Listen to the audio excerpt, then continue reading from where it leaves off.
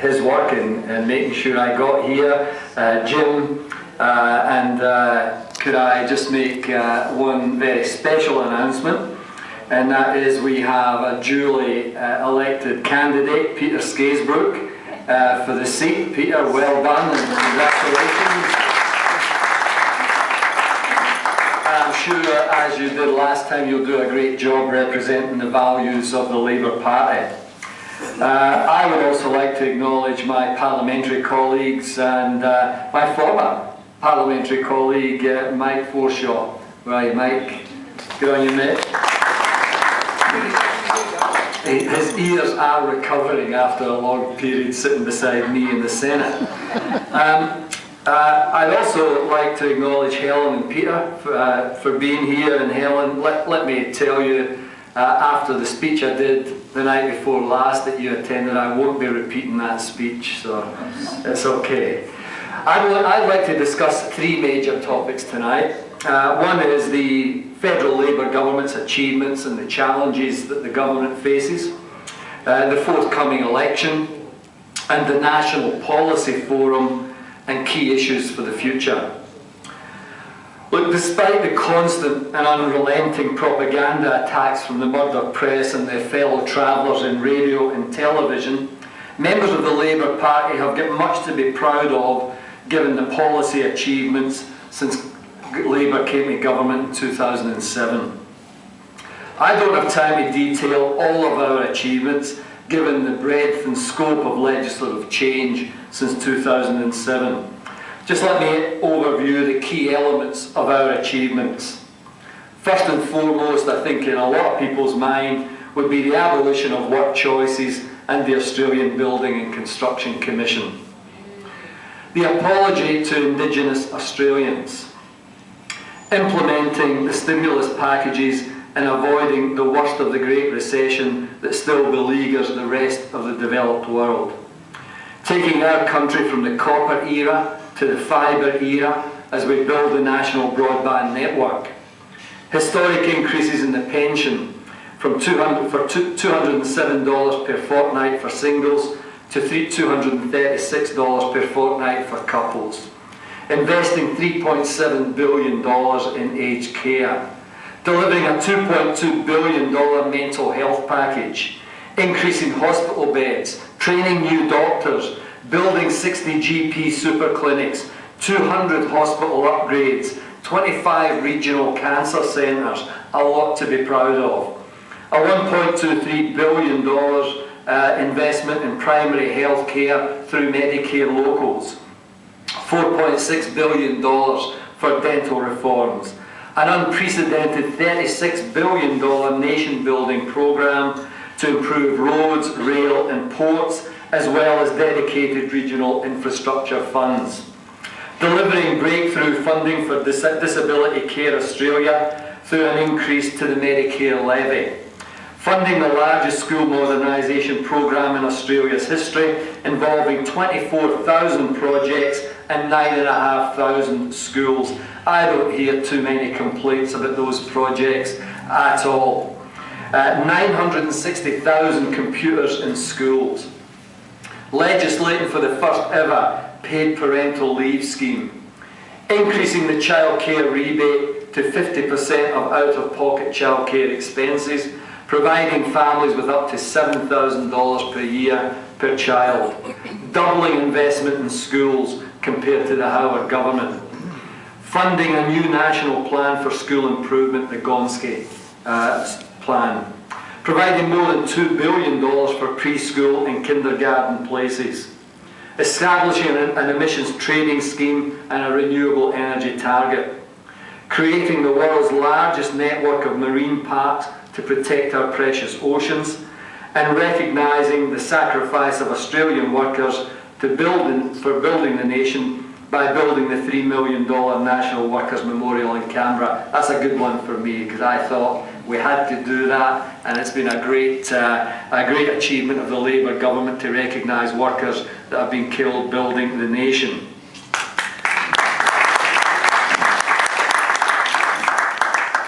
I'm sure I've overlooked many great initiatives that contribute to our country being a better place now than it is than it was under the Howard Coalition government. We will need to fight hard and long to protect these progressive policies during the next election campaign, as the coalition flat earthers seek to return to free market economics and sycophantic policies that will deliver for the mining industry, business and the Murdoch empire. In my view, we must focus on our achievements as we face the huge challenge of winning a third term of government. If we use the budget to continue building a good society, then we will provide a clear and distinct choice for Australians at the next election.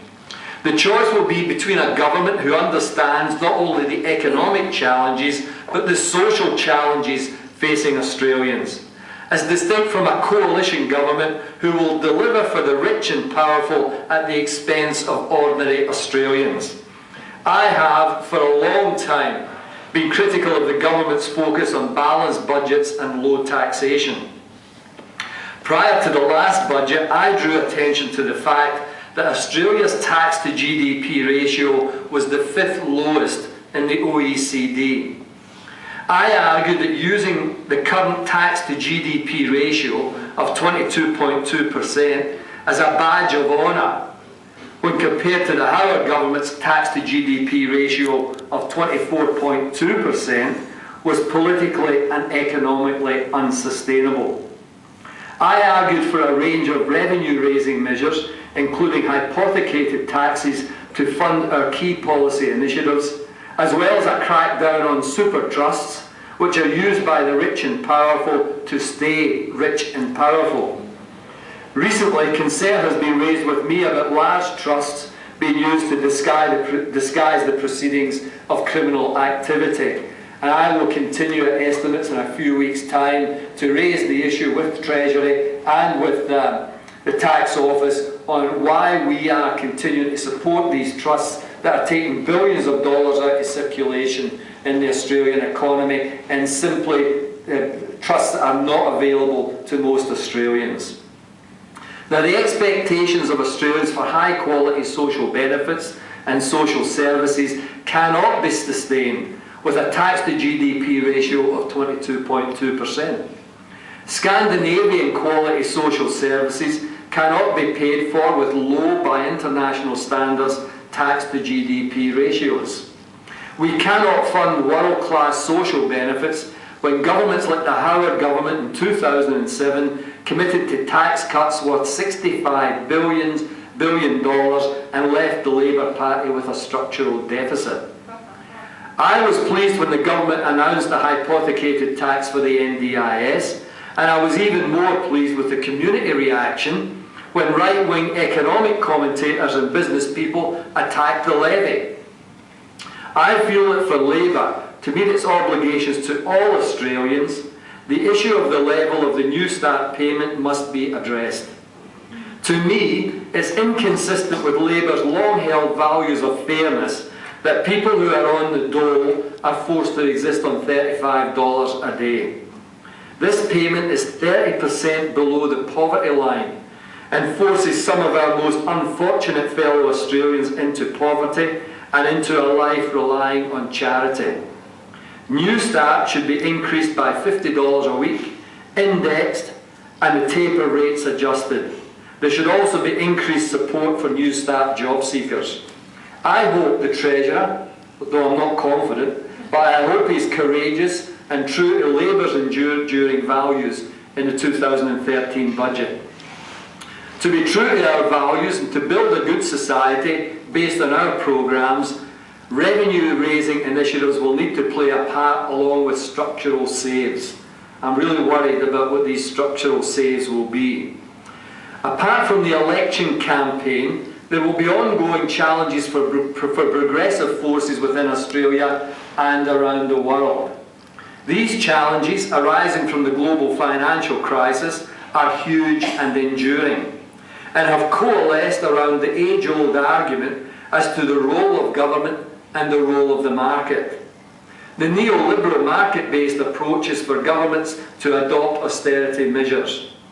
This is designed to bring budgets back to surplus, reduce the size of government, develop internationally competitive tax regimes, and dismantle or reduce welfare measures that support the poor and working class.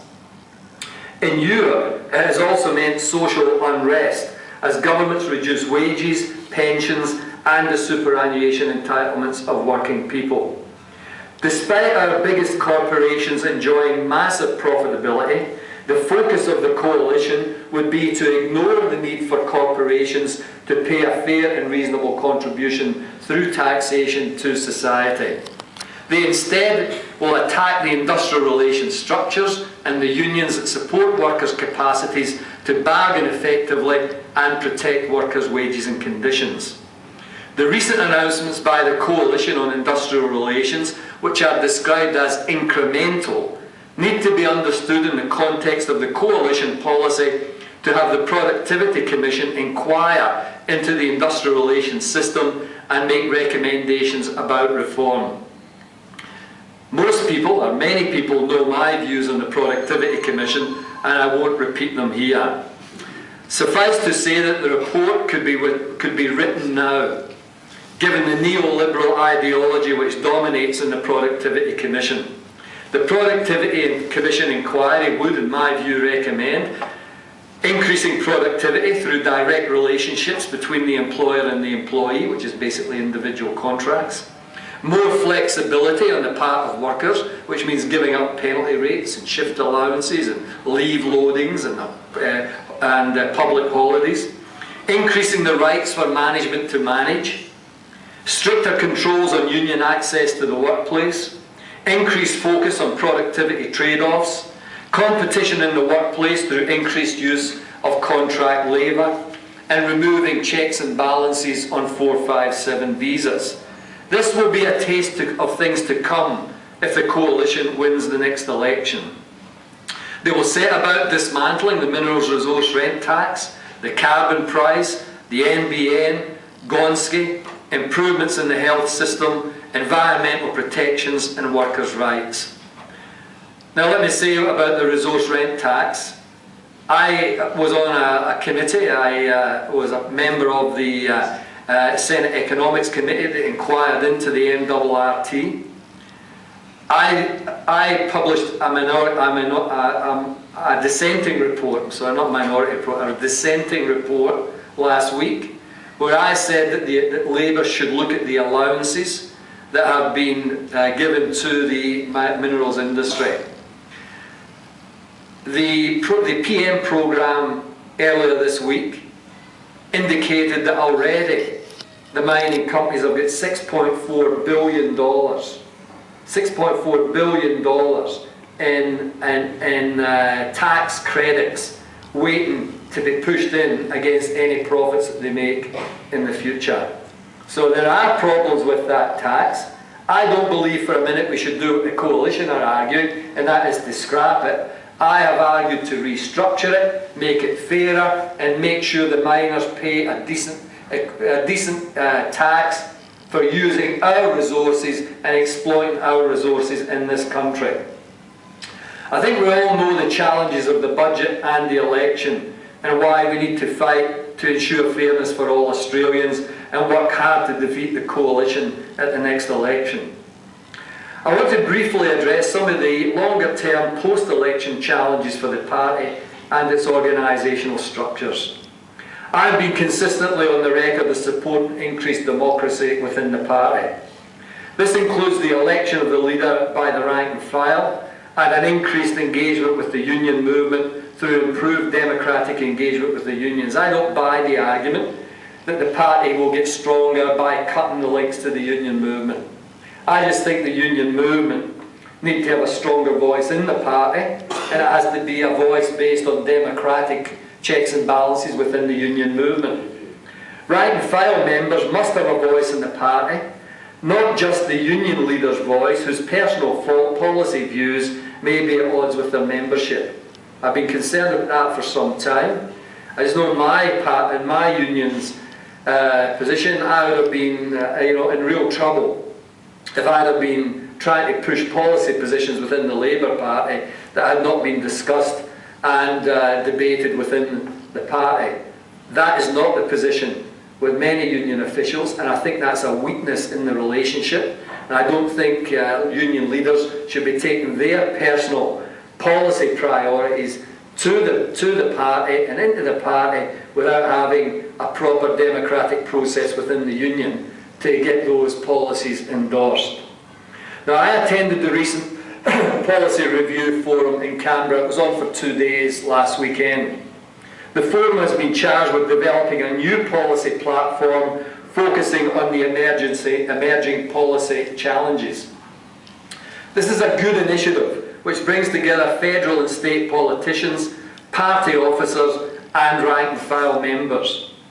One of the issues which received discussion and attention was the development in the UK of Blue Labour. Has anyone heard about Blue Labour? Well, you will tonight. Blue Labour was described by Dr. Tim Suthamanasane, I think it is. He's a Sydney-based academic and intellectual who was a presenter at the forum.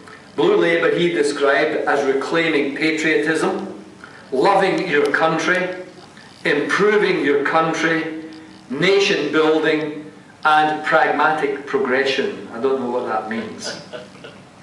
My initial reaction to Tim's presentation was one of concern. I concede that I was not across this development in the UK, and following the forum I've had a bit of a look at it more closely. A range of critiques of Blue Labour has been made, including a very thoughtful one by Associate Professor Frank Bongiorno in a speech to the Australian Fabian Society in Canberra on the 19th of April. In the UK, Ed Rooksby, a prominent academic critic of Blue Labour, said the following in a recent interview. The Blue Labour approach is founded by a simple historical narrative from which its prescriptions flow. The basic story is that important strands of thinking and forms of political organisation that used to animate the British labour movement were lost after 1945 and need to be rediscovered. In a sense, the party needs to go back to its historical roots. Blue Labour want the party to return to 19th century traditions of bottom-up, pluralist and democratic working class based community organising, mutuals, co-ops, friendly societies and so on. These traditions, it claims, were lost as the post-war party turned increasingly centralised, bureaucratic, paternalistic and static methods, the policies and practices we associate with post-war social democracy.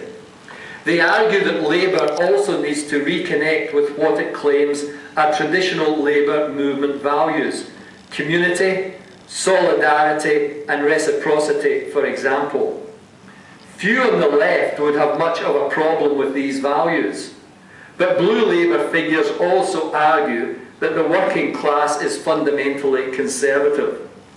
This is where the problems begin. They argue that for a fundamentally conservative working class, ethics of community and solidarity implies a defence of traditional institutions and identities such as the family, patriotism and the nation, faith and the work ethic. The Blue Labour approach is often summarised with the slogan, faith, family and flag. They also argue, and this is where it gets ugly, that defence of traditional working class community values and identities specifically implies by definition a defence of British white working class traditions and identities. They argue that mass immigration and multiculturalism has been hugely destructive in terms of community cohesion and so must be resisted. This, I think, is a very dangerous message, and it is very troubling that this sort of thinking is apparently so influential within the party at the moment. We could quite legitimately, it seems to me, reword the Blue Labour slogan as faith, family and dog whistle politics. Now that's what a British academic who writes regularly in The Guardian says about Blue Labour. Now, I would be extremely concerned if some in our party see Blue Labour as some kind of magic bullet to appease working class Australians who have been swamped with racist, anti-multicultural and anti-asylum seeker rhetoric. Many commentators in the UK are also concerned that the Blue Labour approach will inevitably lead to attacks on the welfare state as Labour goes back to its roots of localism, mutualism and cooperatives. I've been advised by party officers that the founder of Blue Labour, Maurice Glassman, I think he's a Lord now, Lord Glassman, is coming to Australia. I understand he is an extremely competent and intellectually strong advocate of his position. I look forward to his visit, if for nothing else, to understand the strengths and weaknesses of his arguments. I know that he has recently reported as supporting a ban on immigration to Britain.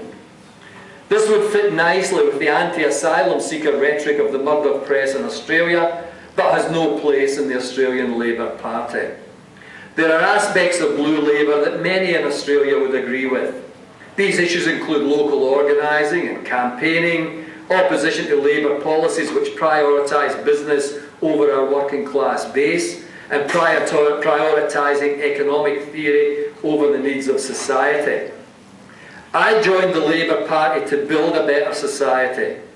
At this stage, I don't think that some of the policy prescriptions of Blue Labour would help build a better Australian society or are appropriate for adoption by the Australian Labour Party. The debate over Labour's policy platforms should be robust, wide-ranging and inclusive. I just felt there was a bit of funneling us towards a Blue Labour approach at the forum that I attended in Canberra last weekend, and that's why I'm raising some little flags of concern about this approach.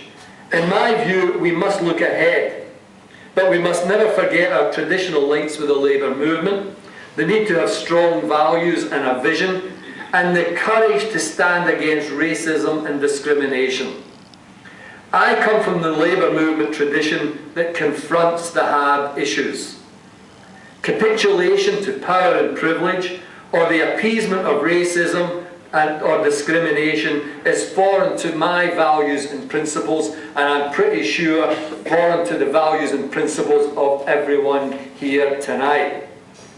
When faced with opposition to our values and principles, we must engage in debate, education and organisation. We must never capitulate or appease when our values and principles are challenged. I thank you for your patience in listening to me tonight, and I look forward to working for another Labour victory with the defeat of the coalition and its business backers.